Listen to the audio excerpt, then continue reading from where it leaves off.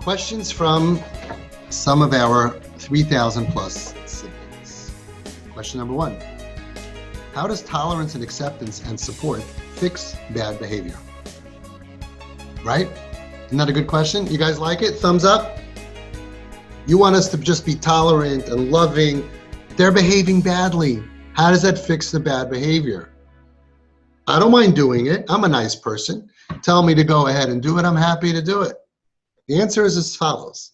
When someone has a fever, you give them Tylenol. And someone's going to say, Tylenol? How's that going to fix the fever? The answer is it's medicine. And this is medicine. The world thinks that if I look down at you, you're going to realize you're making a mistake, and then you're going to want to be like me. But all of the gedolim and all of the svarim say, no, that's not how it works. Let's go back to the beginning. Adam kosher, a good Jew, he had children, more than one, who, Nebuch, they went off the derech, tarbus rois, bad stuff, and kfira, even atheism. So if you're an atheist, you don't believe in God. If you don't believe in God, then there's no Torah, there's no Yom Kippur. You could eat a cheeseburger on Yom Kippur because you don't believe in God. And they went to the Baal Shem Tov. And they said, Baal Shem Tov, what should we do? I would have thought the Baal Shem Tov was going to say, first of all, you tell him he can't come in your house. How could you let that kind of terrible person in your house of Kedusha with the mezuzah and the Torah? He didn't say that. I thought he was going to say, you got to put yourself first. He didn't say that either. I thought he was going to say, you tell this person, in my house, you have to be tznius. In my house, you have to wear yarmulke. He didn't say that. I thought he was going to say this Tehillim, do this skula. He didn't say that. He said one thing. Lehoiv oisam biyoser. He commanded them, Vitziva, he commanded them, love them more. And because of love, they will leave kfira. In other words, we think that if somebody's an atheist, we have to argue with him. That actually is less connection, less love, and it doesn't work. We're all so stupid. The whole world is stupid because every person would say, you have to argue. Baal Shem Tov said, don't argue. Love, acceptance, spend time, be friends. The closer you are, love biyoser even more, automatically automatically they leave all of that. Why? Because it's medicine. Doesn't work with regular seichel. Although we could figure out after you do it, you'll see influence is very powerful. Somebody goes ahead and Mechal Shabbos and their family says, we don't want to have anything to do with you. Does that make them say, ooh, I really want to be like them? No, they move out. They make bad friends. They feel pain in the name of Hashem and Torah. We pain them and they feel abandoned and they say, I'm never going to do that. That's a fact. That's a fact. They do more sin for more years. And guess what? Everybody who treats them that way are over isurim, lav in the Torah. They say, me? I'm the good person. Why am I over a lav? A lav is terrible. To be over a lav? Which lav? Do you know which lav they're over? Lifnei iver leisitein michshal. You can't make somebody sin more. And by being merachik and saying, I don't want to look at you, you disgust me, get out of my room, you can't do this, negativity makes them sin more, and your fingerprints are on those sins. I'm not saying that. Maran, Rav Gershon Edelstein Shlita said that. And not just him. The Peleyoid said that over 200 years ago. He said because the personalities of people are that when you're strong with them, it's merachik them. And therefore they sin more. Therefore, when you're strong with someone and they sin more, you are responsible. So the answer is that when we give love and we put our arms around our brothers and sisters, even though they're not dressed tznius, eventually we have the highest chance that they're going to want to be like us. Good question. Next question. Oh, I didn't answer the other part. What about the Litvaks? They say, hey, we don't care about the Baal Shem Tov, even though we all know the Baal Shem Tov is reliable. They asked the same question to the Chazon Ish. Chazon Ish Gadol Adar of the previous generation. Nobody argues on the Chazon Ish. Not Hasidim, not Litvaks, not Sfardim, nobody. And they asked him, what should the relationship be with kids who go off the derech, Rahman al-Islam. And you know what he said? You're not going to believe it. He said, you don't let them behave bad and sin in your house. Nope. Make sure the siblings don't see when they sin. Nope. You know what he said? 7 words. Yinasu l'mashcham ba'avoisos ahava. Try to pull them in with ropes of love. And then 3 words. V'loi lidchaisam chalila. God forbid, do not reject them. 7 words, Chazon Ish. If we just do this, we will win the highest chance to win every kid back. How much love do you need to pull somebody without a rope, but just out of the power of your love? That's a lot of love. Can you love your sibling that way? It's hard to love even people you like with so much love. How are you going to love people you don't like so much with so much love? Rahmanas, yeah, I feel so bad for them. You're going to love them so much. Try to pull them in emotionally, to be in your life, to be connected with ropes of love. It doesn't say anything about rules, boundaries, consequences. You can't. I'm embarrassed. How come you can't? When they smell and they make smells and they smoke and all this, that's bad, but you want to fix that. That goes away when we listen to the advice of the Baal Shem Tov and the Chazon Ish. Ropes of love, and God forbid you don't reject your brother or sister. Don't reject those who are struggling. Don't reject. And rejection is not just when you say, I reject you. You know how sensitive they are. Rejection is when you go, rejection is when you think rejection even. They know. You're so good that you look down at me. You know how pure you have to work on yourself. I'm looking at some of our heroes, heroines of the SKiPs here. You guys know who you are, heroes. That you hug your sister and your brother, even though you are so frum. And you're hugging them when they're not doing the right thing. And you mean it because you love them and you want to be there for them. It's beautiful what you're doing. You shine. You're not angry and bitter. Why do I have to give up? Why do I have to give up? You give up because this is your tafkid in this world. You redeem yourself. Who knows what you did in the last Gilgal that Hashem decided you need this. You need this. This is your Nisayim, not their Nisayim. They have their challenges. You have your challenge. Why did Hashem give you this kid? Because he wants you to give up for them. Yes, like the questioner before, there are times, very rare, that you have to put yourself first if you're going to have a mental breakdown. But people use that way too early. Because as soon as it's difficult, they're like, mental breakdown, too much, got to care about myself. You have to know when. Hey, why'd you black your face? I'm talking about you. You have to know when. And somebody big needs to tell you, you're putter now from this mitzvah, nebuch for you, because it's too dangerous for you. Fine. But there's a difference between knowing right and wrong. You have to fast Yom Kippur. Yeah, but I have a question. Not if it's going to kill you. You're right. There's a chiyuv and there's a p'tur. There's a chiyuv to help your brother and sister, mamish as much as you possibly can, at your own expense. But then there's a p'tur. Yes, you go to your rav, your mashpia, somebody from who understands the idea of giving up for someone else. Not someone who's going to say, you don't have to give up for somebody else. Really? Did you hear the beginning of the speech? Did you hear about Macheni Namasifracha? Did you hear that Noach was told, you don't have to give up for other people, and he had to come back down as a Gilgal? Hello? Yes, you do have to give up for other people. How much? You have to go to somebody who's going to teach you how much and where and when. But as much as you can, you're giving up. But guess what? You're not giving anything up. You're gaining. Like I said before, you're gaining muscle. You're becoming elevated.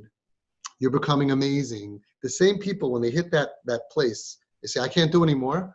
I hear you, but if you could do more, who's going to gain? Who's going to gain? You're going to gain. You're not giving up. You're growing. It's painful to grow. Now, if there is an exception to the rule, yes, but it's being used way too much. Okay. Good question. You ready for the next question? You guys ready? Here we go. How do I make sure not to get negatively affected? Wow, good question. I'm being nice to my brother and my sister. I get to hear all this chazarai, all of this terrible music. I see bad things. I smell bad smells. I hear them curse. Girls, listen to this carefully. Freeze. Stop moving around so much. Raise your hand if you heard cursing in your house.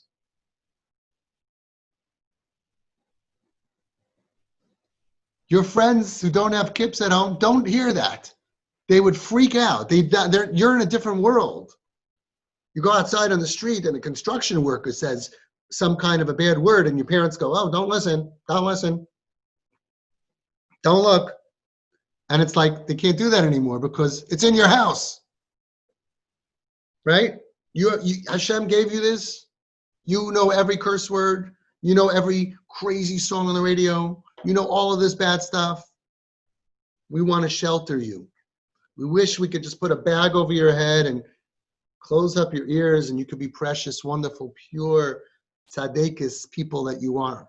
Hashem had other plans. Hashem gave you a brother or a sister in pain. And your parents are under my guidance, under your Das Torah, telling you exactly what you're supposed to do. And now all of a sudden you're hearing things that you don't want to hear. You should never have to hear that. I want you to raise your hand. Does it make you want to talk like that? Raise your hand. Yes.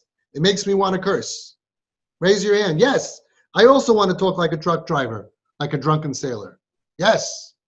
I also want to talk like that. Yes. Do you want to curse? Raise your hand if you also want to curse. What's going on over here? How come none of you want to curse? What? You're all going like this. Why don't you want to curse? You can curse. You know your parents are going to love you. They're going to ask me what to do, and I'm going to tell them to love you. So why don't you just curse? Huh? You know why? You don't want to curse, even if you can, because you don't want to sound like that, because you don't look up to that. That's not what you want to be.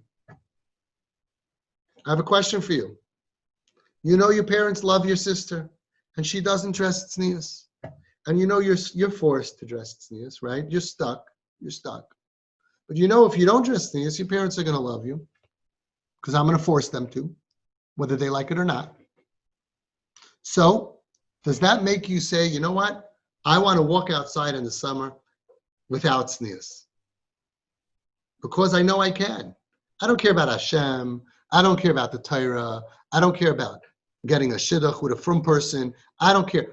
I want to go because I see that I can, right? I now want to go ahead and do it. Raise your hand if you want to go out and be not tznius because you know your parents are going to love you anyway. I'm waiting. No? Down.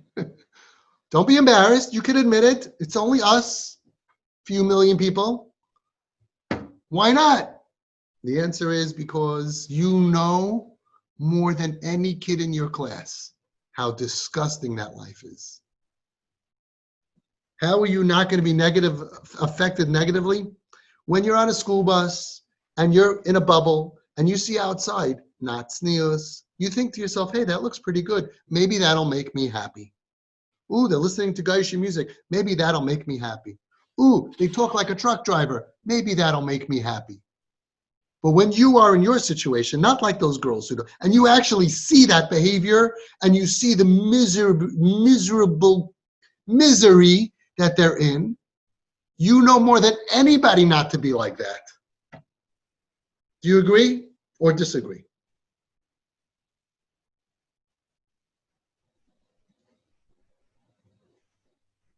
Do you agree or you disagree?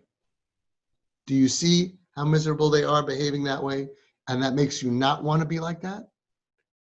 Or do you feel opposite?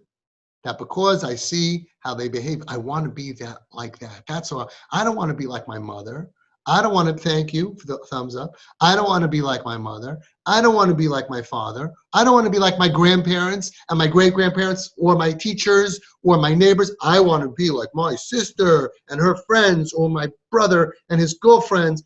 That's who I want to be with. They look so good to me. They look so happy to me. No, because you know they're miserable and you see that the Torah is right. You see it. Your other friends, they hear about it. Yeah, Torah makes it.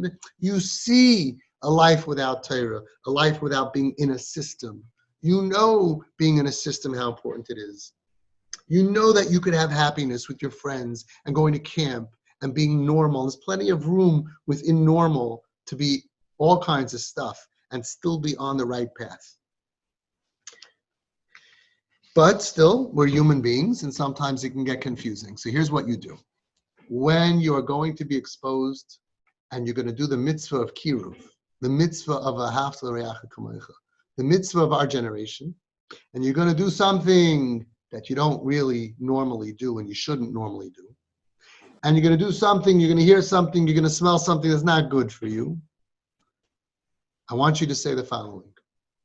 L'shem yichud kutsha b'richu shchinte hayidei ahu tamer v'nela m'shem kol Yisrael.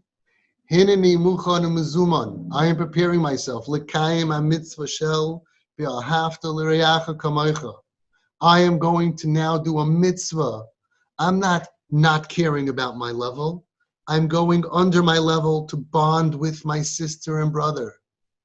I'm going to compliment them because I want to bond with them, because the Baal Shem Tov and the Chazon Ish taught me that the more people that my sister and brother are connected to with positivity and not looking down at them, the better chance they have to heal physically, emotionally, psychologically, and spiritually.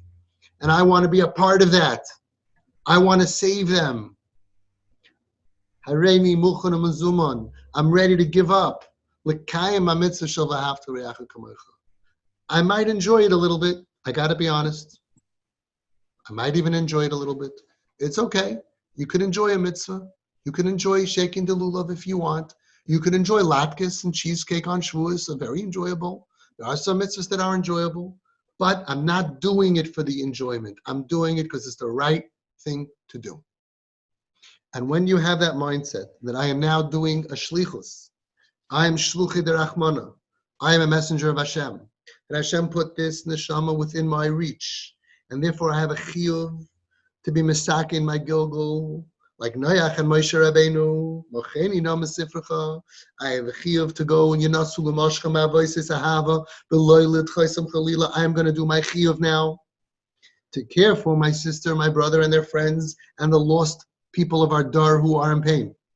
And I make a l'shem yichud, that will protect you to know that I'm giving up what I would like to do in order to do the mitzvah.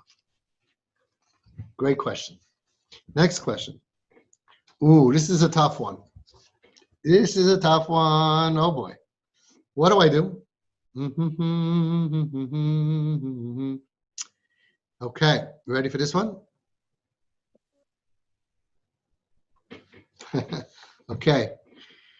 What do I do when I see my mother or father are not fully on board with TP? Ooh, what do I do? I think to myself, why should I give up for this cause when they are not? They're not giving up. They kvetch, they complain. They're not really listening. They're not really going to groups. They're not really reading the book. They're not really into it. So they expect me to be into it when they're not into it? Doesn't make any sense. Wow. That is a wake-up call for parents. You could share this segment with your parents. The answer is, your parents are in much more pain even than you are. You won't know this until you have children, how painful it is. And people in pain sometimes fail. You have to go to your parents, and you have to take away some of the pain with pleasure. You have to become the adults. And you have to tell your parents, I'm so proud of you that you're trying to be makar of my brother. When you see your mother or your father struggling with something, say, I'm so proud of you. Positive feedback. I see it's hard for you, but you're teaching me that I'm going to do the right thing also. With love. Don't look down and say, how come you do this? It's their struggle. It's their nisayon. That's their nisayon. They have their nisayon. You have your nisayon, right? Everyone has their nisayon. So you tell them, I'm proud of you that you go to Avi. I'm proud of you that you're not throwing my brother and sister out into the street, that you don't have a house on fire and calling Hatzalah and Shomrim. I see how much you're trying to give up, and I see you're struggling. I'm very proud of you. Okay? Give them CHIZUK, give them positive feedback. And if that doesn't work, respectfully address it. Mommy, Tati, Daddy, Abba, can I talk to you? I know how much you love me. I know how much you love my sister or my brother. And I know that you want me to do this TP thing, and I see how much you're trying. But I have to be honest with you. It's so hard for me because sometimes, and I'm not judging you, but sometimes I see that you're not really taking it seriously. You're not really reading the book. You're not really sharing the Divrei Torah at the Shabbos table. You're not really sharing the clips with me. I see that you're still feeling disgust. I see that you're embarrassed of my brother and sister. I see that all the things that you want me to overcome, you didn't overcome yet. And I need you. I need you to be strong for me. I need you to be my leader. I need you to show me that you can do it so I know I can do it. And I'm here for you. And I want to ask you, please, if you can recommit yourself to doing whatever you need to do to save our family, because that'll help me do what I need to do.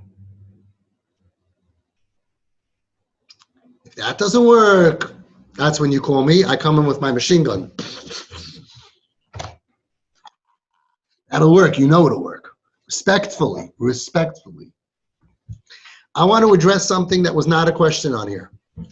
Can I, please? I'm raising my hand. Okay, I choose me. I know our kids, our KIPs. Ooh, I got thumbs up. Nice. I know that our KIPs are in pain and they behave bad. And they're disrespectful to your parents. They don't have kibbut av v'em right now. They're in a lot of pain. And you know what? When they get better, they're going to be amazing. I'm on the other side. I've seen them recover and how much kibbut av v'em they will have. And they'll take care of your parents. They're going through a hard time. You're also going through a hard time. But you know what I really get scared of? I get scared of regular frum siblings who treat their parents disgusting. Who the parents say, I want you to be nice to your brother or sister, and they'll say, don't tell me what to do. And I'm like, you're the frum one? I know it's pain, but you're the frum one? Or they'll be chutzpah to the parents. Kabed es avicha ve'es imecha. That's in the Aseres HaDibros. You're judging other people in Machal Shabbos, and they have their nisyonis, and you're frum, and you talk to your parents that way? You say, no, I won't do it? We had frum children who tell their parents, I don't care if you want to go to Avi, I don't agree. Who are you to agree or not agree on what your parents decided to do? First of all, TP is the hardest mahalach. Much easier to yell and scream and call Atzal and Shomer and throw them out. Much easier. You're watching your parents become superstars, become angels, bend over backwards, hold their tongue, work on themselves. It's so much harder. But whatever they do with your brother and sister, who are you to mouth off with chutzpah to your father and mother? When you have children one day, chas v'shalom, you have a problem, you'll decide. And even then you have to listen to your parents. But you tell the parent, I don't care, you do this kiruv, I have a thing, I don't agree with it, I don't want to give up for my sister. Is that kibbut av v'em?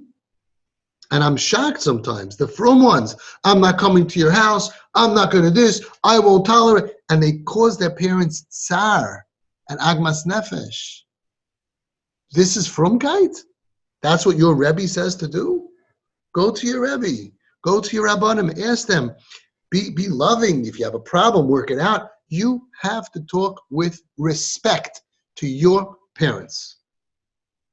And I expect that from our SKiPs.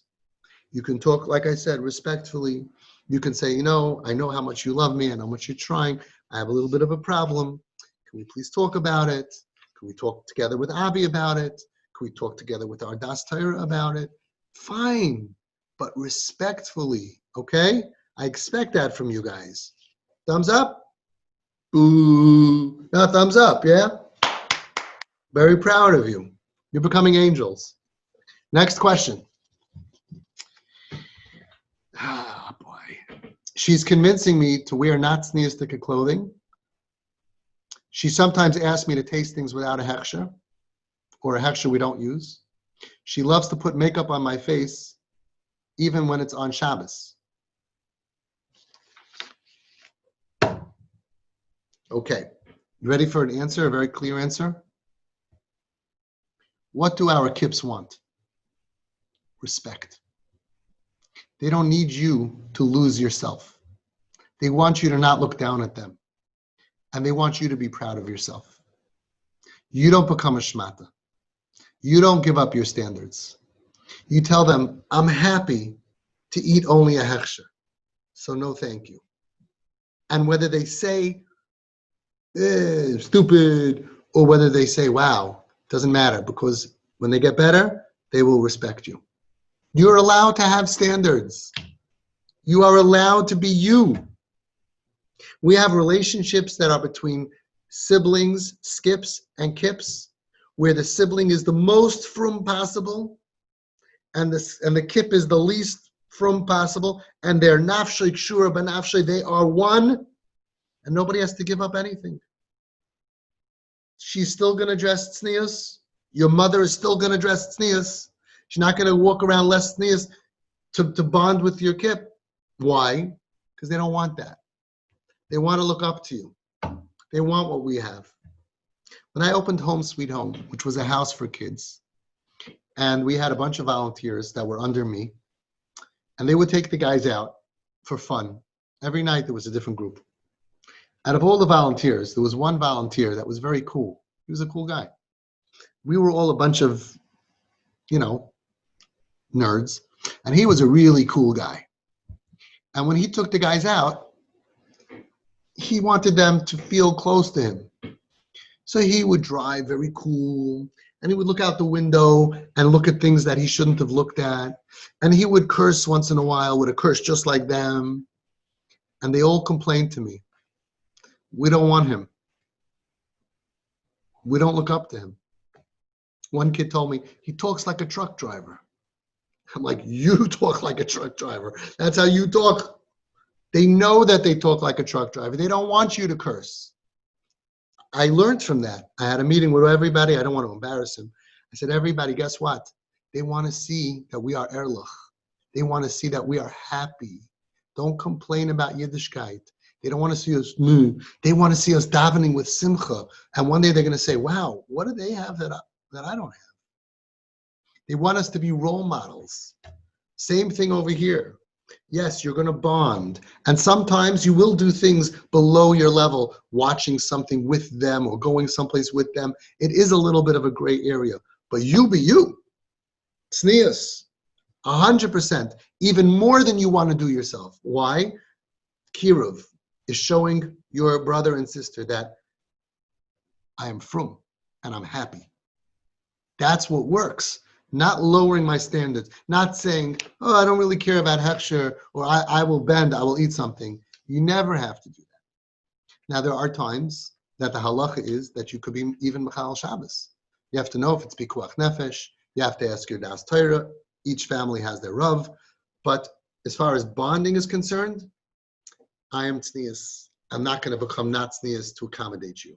They don't even want that. And even if they say they want it, that's not what they want deep down. They want you to be you, and they want to hold on to you and be close. They just don't want you to look down at them. When you don't look down at them, they don't look down at you. We had kids, they said, my father has a beard and pay is disgusting. Now, once you accepted that boy without a yarmulke, he accepts the father with the payas. It doesn't hurt him anymore. The only thing that hurts them is your judgment. That's the only thing that kills them. If you don't judge them, you be you. And they will respect you, and they will love you, and they will be proud of you. If they say it now, or if they say it in a year from now, that's the way it goes. Okay. Can I just say something on that? A quick, sorry. Sure. It was actually just to I'm do listening. it. Like, my brother asked me to do something, and I was like, no, I really don't feel comfortable doing that. He's like, I respect you. So it's true. Like, sometimes it's uncomfortable to say you don't want to do something, but hopefully they'll respect your decision. Yes, and it depends how often, and you don't want it to get in the way. Like, for example, if you go someplace and let's say there's popcorn that's not kosher, and you say, no, I don't want the popcorn, I don't like that hechsher, but I'll have something else. Like, to do it in a smart way and not that often. Don't be an annoying person. I don't this, I don't this, I don't this, I don't this, because then so you have to know when and where. Okay. So the answer is be you. You be you. You have your standards. Now, sometimes we do bend our standards, and this is where it gets complicated.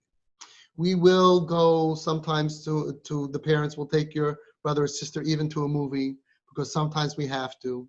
Because instead of them going to a movie with all their friends and bad things happening for 6, 7, 8 hours, your parents sometimes will go, even though that's below their standard. But that's different than changing sneos, hechsher, and we have to work on each thing in its own time. Okay, good questions, girls. Next question. She wakes me up at night and calls me to watch TV with her in the middle of the night, and then I can't function the next day. She watches very scary movies, and then she jumps on my bed to wake me up. She listens to the radio very, very loud and really disturbs my sleep, and it really scares me to hear that. Now, you can tell that whoever wrote that is in the first year of TP, because I don't think that we have any kids a year later that the CHIP is acting so selfish, so in a bubble. Maybe 1%. The point is that behavior goes away when we nurture the person. When we give the medicine, that behavior goes away. Until it goes away, we need to continue giving the medicine, but there are some guidelines. Again, sometimes we have a situation where your parents will advise you, together with your Rav and together with me, that it's kedai for you to be woken up and tell your sister, you could always wake me up, because you have to be dedicated to her. And we do this automatically by physical illness. Chas v'shalom, there's a sibling that's sick and in the middle of the night throws up and needs you. Everybody says, of course, that comes before everything. You be the nurse. You're lucky that's what Hashem wants from you. Over here, we need Das Torah and me together to figure it out. Sometimes we will say, please don't wake me up at night because I have school. And sometimes we will say, don't go to school when she wakes you up. Tell her, I'm always here for you because she needs you. She's a chayla. So it depends on how sick she is. The other answer is, there are easy fixes that we do around the sick person until they get healthy enough to stop behaving that way. We had a family that the kid was in the basement, invited friends through the basement door. They would smoke, 10, 15 people, smoking cigarettes and other stuff. Smoke would come up first floor into the second floor, and some of the kids had asthma. They can't die. You can't let that happen. What are you going to do? Now again, if we could say, don't smoke, and 5 years later, we'll have a kid who's alive and healthy and from, of course. But we knew that situation, we couldn't do that. So we put an air purifier outside of the door. We put another 2 of them on top, and then we put, even in the 3rd floor, another air purifier. It cost a few $1,000s, but we solved the problem. They got candles. There are some candles that are even regular candles. The big ones, the white vanilla, takes away the smell. There are things to do without touching the problem until the kid gets better. What do you think happened with that kid?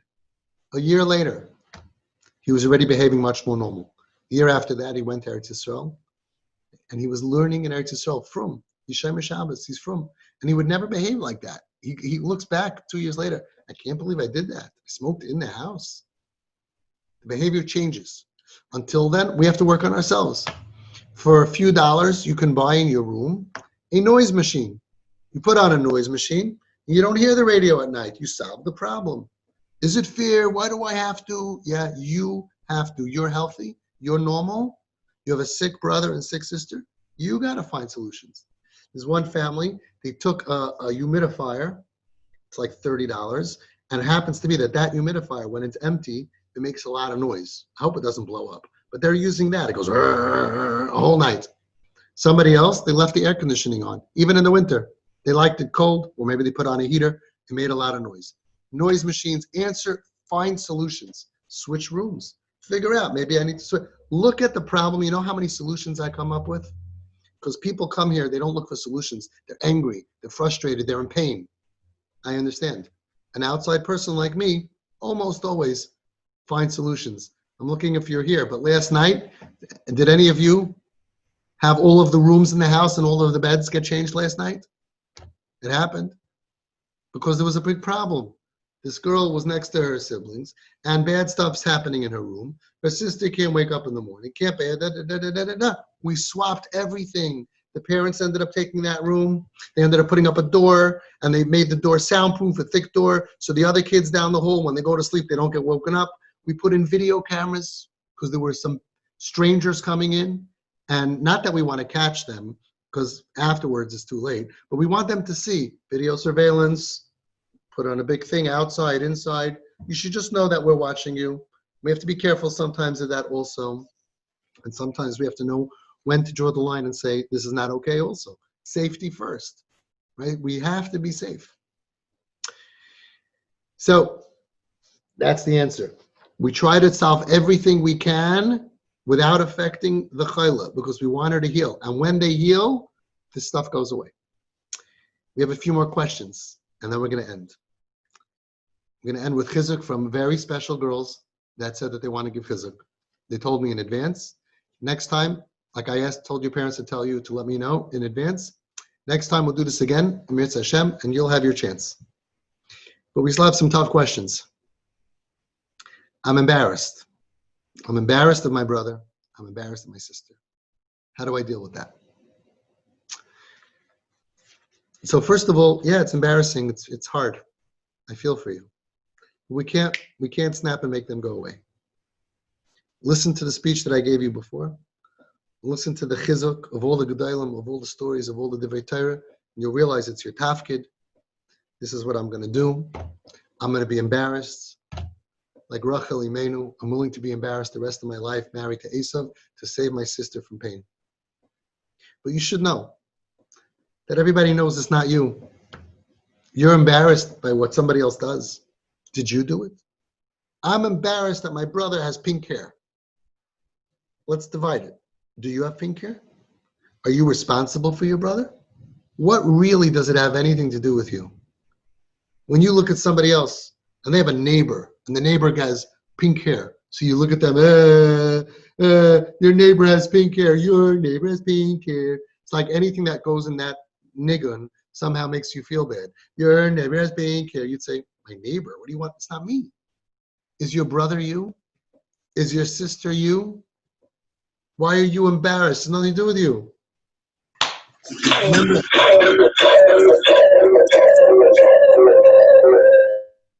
Remember that. It's not you, number one.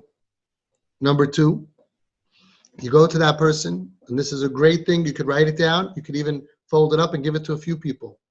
You write it down and you give it to the person. I see that you notice that my sister or brother is going through a really hard time. I would really appreciate it if you could please every day say a kapitel tehillim for him or her and put their name. If you're embarrassed to say it to their face, write it down, give it to them.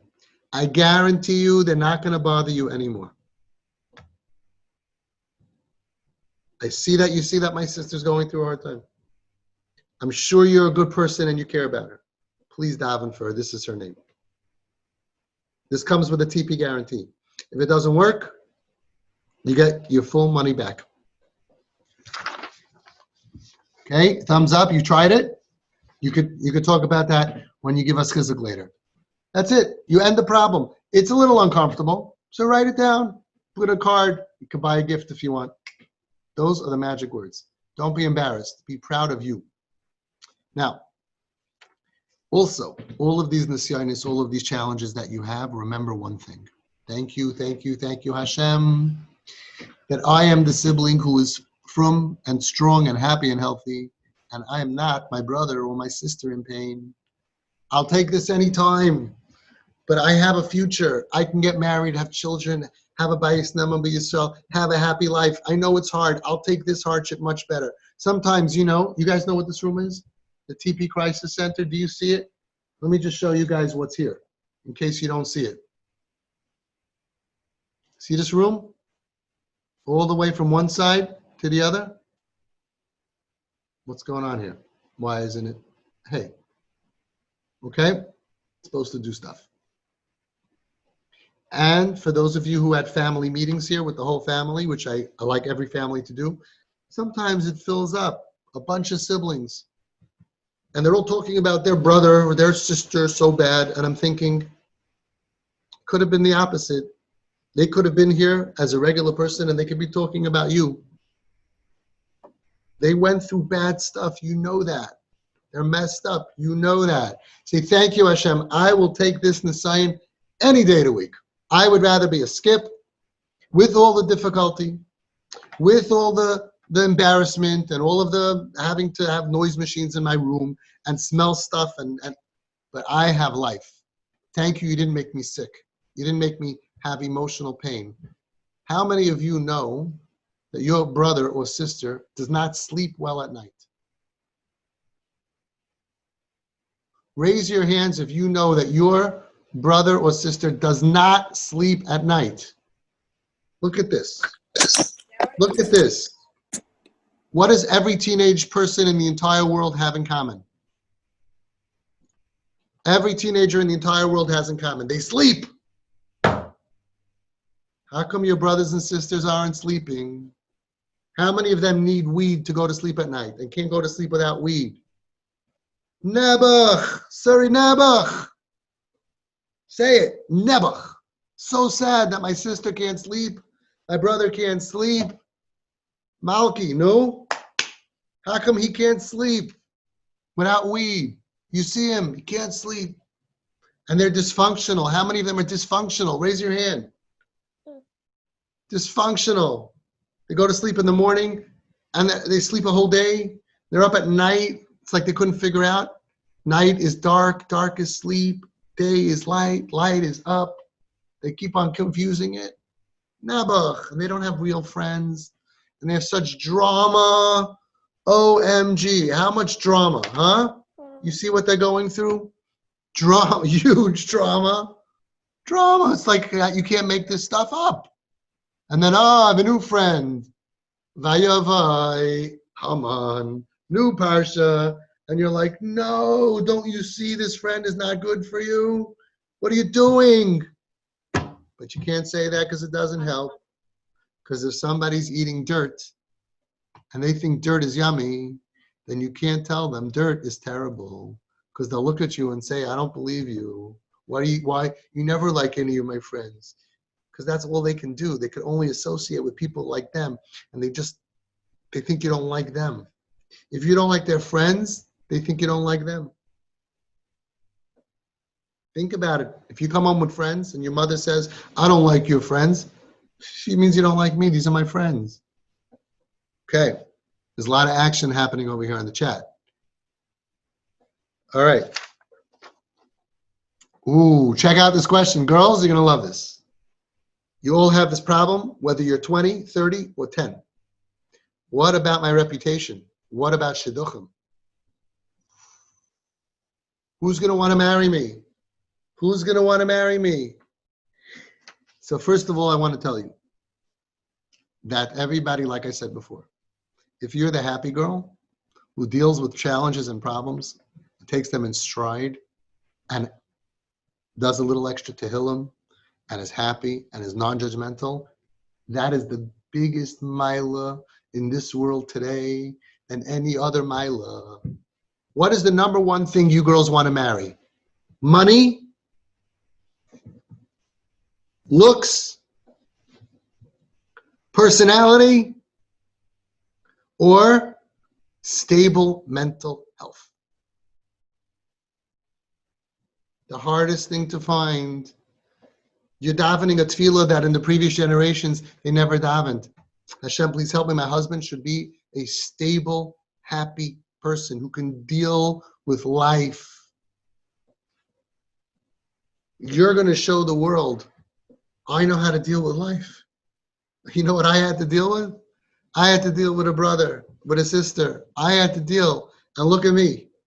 And that is the number one thing on your resume. They're going to see you shining when you go to shul. You're not like miserable, angry, no fagin. Why do I have to give up? They're going to see you say, my sibling comes first. There's a story of a girl who was 17 years old, Nebuch off the derech, Nebuch on drugs, Nebuch suffering. Her sister was 12. The parents came in and they got a beautiful gift for the 17-year-old. And they tried to give gifts also for the 12-year-old. You know that they love you also, but this was an emergency. And they went over and they told the 12-year-old, I'm sorry, I found this for her. I'm sorry, I didn't find anything so good for you. And the 12-year-old said, I quote, it's okay. Just take care of my sister. That's all I need.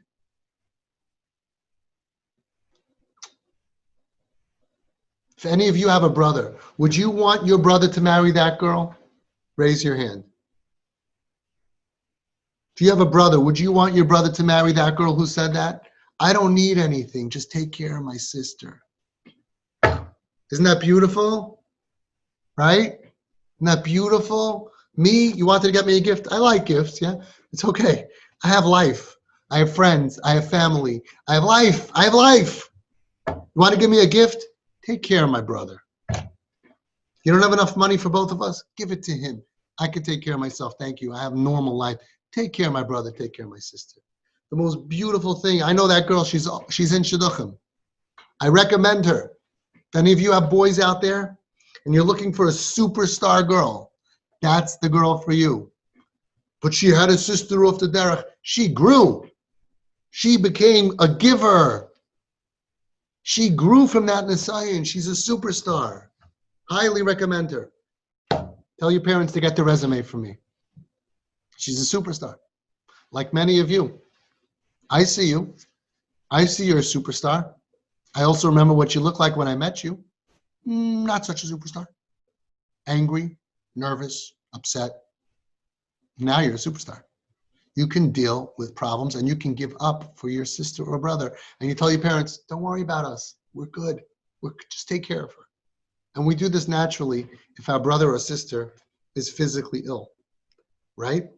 Go to the hospital. It's okay. We'll take care of the house. I'll do the dishes again. I'll clean up again. Don't worry about it, Ma. Take care of my sister in the hospital. We do that naturally. We need to learn how to do that now also. It's a temporary problem. This is our focus and the function of our lives. Take care of my brother. Take care of my sister. But I have a better answer for you.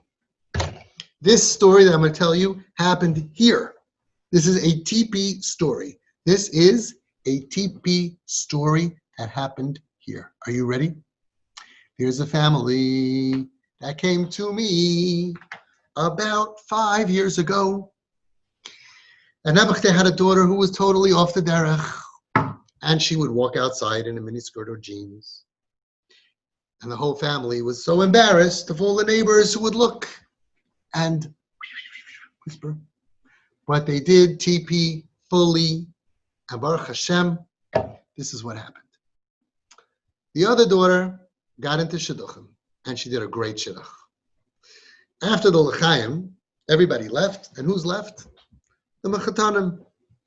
So this guy, TP father, he tells the mechutan, can I ask you a question? L'chaim's already over. Deal's done, right? Can I ask you a question?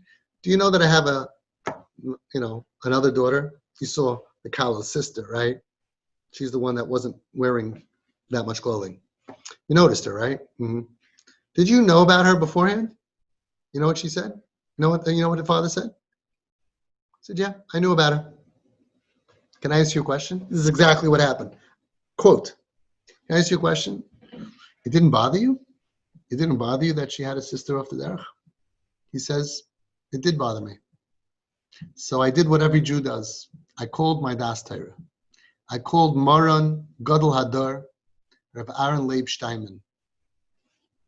Now we say Zchus Yagan Aleinu. That's how. He called Rav Steinman. He said, what do I do? I have a great shidduch, a great girl, but there's a sister that's off the derech there. What should I do? Listen to the words of Rav Steinman. He said, first of all, in our dar, you can't hold it against the family. So many beautiful families have kids off the derech. It's not an X, but it's not a check. This is what you need to check out.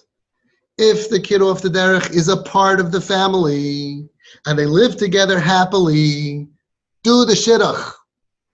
But if not, if the kid is not part of the family, stay away. That's not the kind of family that you want your son to be a part of. Psh, the exact opposite. You're worried. No.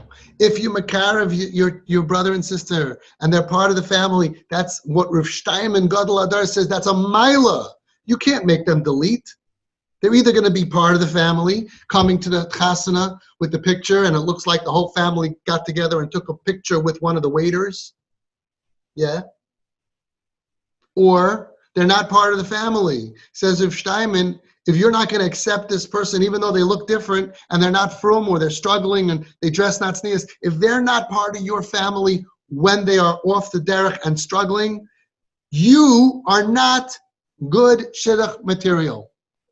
Your family is not the kind of family that a good frum family should be meshadech with.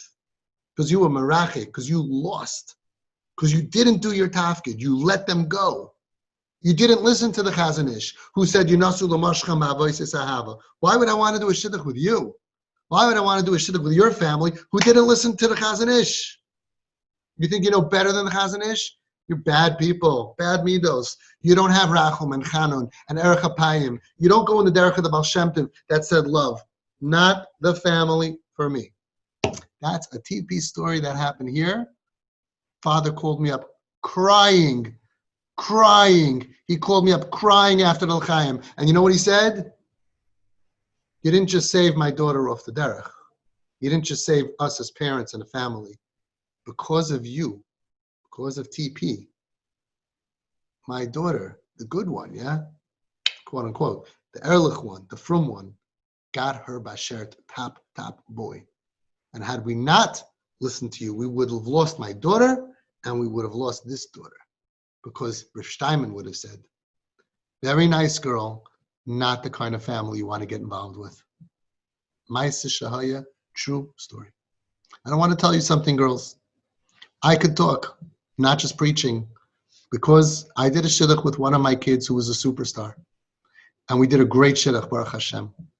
And when I looked into the family, they had a kid off the derech. They were not TP. I looked into it, and that was my question. And you know what I heard? That even though this kid was crazy, smoking weed, Michal Shabbos, drinking bad stuff, I heard that he was part of the family. I heard that they showed him love. I heard that they had him home and that they were good with him. And that's why I went ahead with the shidduch for my own kid. And I'm so happy that I did, because I got a chance to meet this child, to meet this boy. And I got a chance to see a neshamala, a kip, deep down, sensitive, beautiful kid in so much pain, wild. He made a ruckus by the wedding. He made a ruckus by the afruf, by the sheva brachas, where he decided, I also want to speak, drunk. And I smiled at him, and I was nice to him. And I got to be there just a few years later when it was his afruf. And he was in shul Shabbos morning with a black hat on his head. Not that I care about that, but it's amazing. He just wanted to be like his father and like his brothers. And he's a long-term learner, plans on living in Koil and Eretz Yisrael, b'dachkus, without money, for life. And I watched him daven, the same person. It's like a different person. He was a wild animal, a drunk, a loud drunk. And it's just a few years later, and he was sitting there like, Shmoyna Esrei, like an hour. I sat next to him in shul, I'm not exaggerating. This was like, what? He almost missed his kiddush by his afruf because he was finishing Shmoyna Esrei deep into the kiddush. Tzaddik. He's married to a tzaddikis. They live in Eretz Yisrael and Koil. They have a beautiful child. They're starting their family. He's an Erlicha Talmud Chacham. He's lechtig. Why? Because his parents didn't let him go. Because his parents didn't say, you can't do this in my house. I have to have rules and boundaries, and there are consequences, and you can't be selfish. Now, Nebuch, you need to be selfish. Let's heal the problem. You heal it with the derech of the Baal Shem Tov and the Chazon Ish. The same derech as hundreds of other Rabbanim and gedolim say.